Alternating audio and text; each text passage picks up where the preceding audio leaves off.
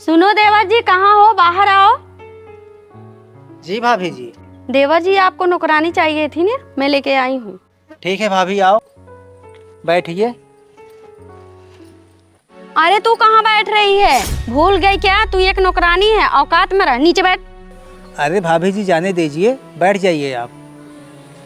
अरे तू कहाँ बैठ रही हो? बैठने के लिए बोल रहे हैं, तू बैठ रही है? तेरी औकात नीचे बैठने की है, बैठ जा। एक बात बोलूं देवर जी, ये बहुत अच्छे से काम करती है, झाड़ू पोछा बर्तन उर्तन सब काम कर लेती है, कोई शिकायत नहीं देगी। और सुनो, हम दोनों के लिए ना 2 कप चाय बना के लेके आ जा। सामान कहाँ रखा गया है? चाय पत्ती चीनी गैस के पास रखा है और दूध ना फ्रिज में है। ठीक है। देखो अच्छी चाय बना के लाना, ठीक है? जाओ। भाभी आपसे एक बात पूछूं, वैसे आपको मिली कहाँ? देवर जी ये मेरे घर पे ही काम करती है। वैसे एक बात बताऊं, इसके तो किस्मत ही खराब है।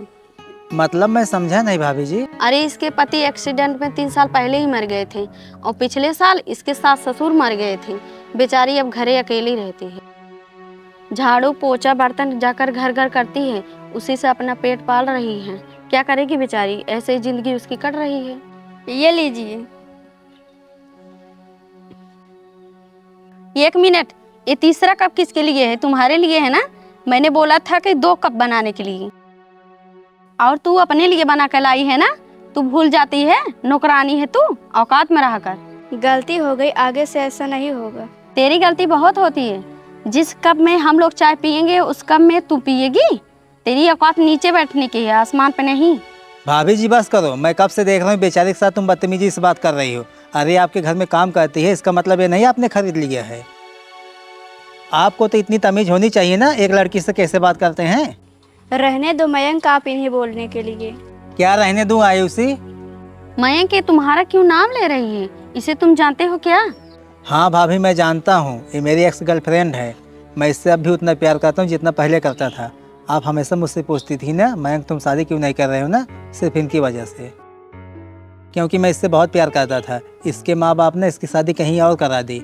आप तो जानती थी इसकी मजबूरी ना, तब भी आप इससे बदतमीजी से बात कर रही हो। अरे देवर जी, तुम्हें पता नहीं है, ये गरीब लोग ऐसे होते ही हैं। अच्छे घर देखे नहीं, बस लूटने चले आते हैं। इनको बस मौका चाहिए। भाभी जी आप मुझे मत समझाइए, मैं इनके साथ ना 3 साल रहा हूँ। ये कैसी है कैसी नहीं है ना, मुझे अच्छी तरह से पता है। अब ये यहीं रहेंगी मेरे साथ। भाभी आपका बहुत बहुत धन्यवाद जो आप यहाँ इनको लेकर आई हैं। ठीक है, आप यहाँ से जाओ, चलो अंदर।